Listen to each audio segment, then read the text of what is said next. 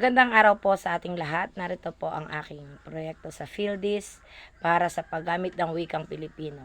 Ang akin pong nakapanayam ay ang guro at gurong pamatnubay ng San Agustin Integrated School at narito po ang aking panayam sa kanya. Magandang gabi. Ako si Ginang Grace Javier at ako ay isang guro sa San Agustin Integrated School. Ako ay 13 taon nang nagtuturo sa nasabing paaralan at ako rin ang guidance coordinator.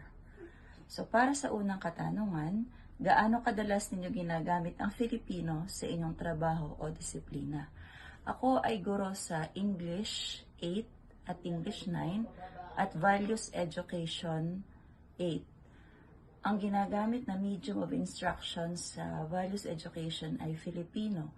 So, madalas na ginagamit sa aking pagtuturo ng values ay Filipino at kapag may mga sangguni sa guidance office ay Filipino din ang ginagamit na wika.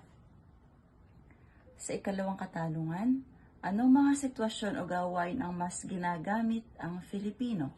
So, katulad ng nasabi ko kanina, sa pagtuturo ng values education, ang ginagamit na wika ay Filipino. Ano ang kahalagahan ng paggamit ng Filipino sa inyong disiplina? Napakahalaga ang paggamit ng Filipino sapagkat dito nagkakaunawaan at nagkakaintindihan kami ng aking mga eskwela at kung sino man ang sumasangguni sa guidance office ay Filipino ang gamit na wika. Ano ang mga hamon sa paggamit ng Filipino sa trabaho o akademya?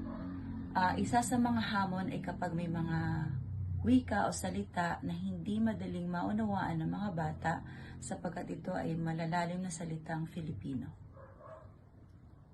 Mayroon bang mga terminolohiyang Filipino na ginagamit ninyo sa araw-araw?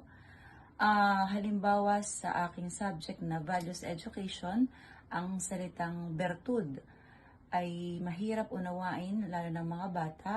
So, kinakailangan kong ipaliwanag ito at magbigay ng mga halimbawa upang ito ay madaling maunawaan ng mga eskwela.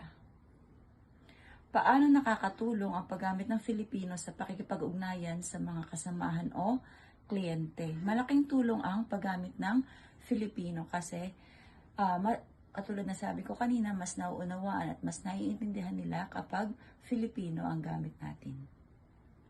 Sa inyong kasi katulad na sabi ko kanina, mas nauunawaan at mas naiintindihan nila kapag Filipino ang gamit natin.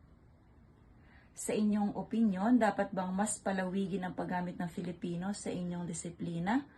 Bakit? Para po sa akin, opo, dahil dito nga tayo mas nagkakaunawaan at nagkakaintindihan at sa Filipino, mas na-express ng mga bata ang kanilang saloobin kung sila man ay mayroong kinikimkim o may mga problema at lumalapit sa guidance office, mas na-express nila ito sa akin. Ano ang mga paraan upang mas mapadali o mapabuti ang paggamit ng Filipino sa inyong larangan? So, ano ang mga paraan? So, isa dito ay ang paggamit araw-araw ng wikang Filipino, pagtuturo sa mga bata ng dapat wikain, at ang pagkakaroon din ng training sa katulad kong mga guro. Nakakaranas ba kayo ng kalituhan o hindi pagkakaintindihan kapag gumagamit ng Filipino?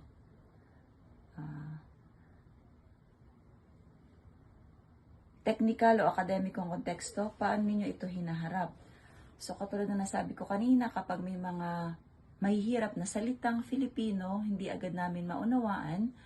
So, isa itong challenge para sa amin, katulad ko na isang guro. So, bago ako humarap sa aking mga eskwela, kailangan ko munang aralin ang aking ituturo at kapag may mga malalalim na salitang Filipino, kailangan magsaliksik upang kapag sila ay nagtanong, meron akong maisagot at maipaliwanag sa kanila.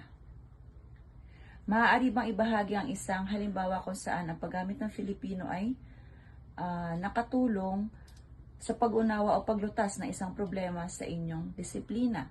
So, katulad ko na isang guidance coordinator, maraming mga kaso, maraming mga sitwasyon o ang mga bata may mga problema, lumalapit sa aking opisina, gusto akong makausap ng in private. So ako ay handang makinig at handang magbigay sa kanila ng gabay at payo, at ito ay mas mainam at mas nakakatulong ang paggamit ng wikang Filipino. So, iyon lamang po at maraming salamat.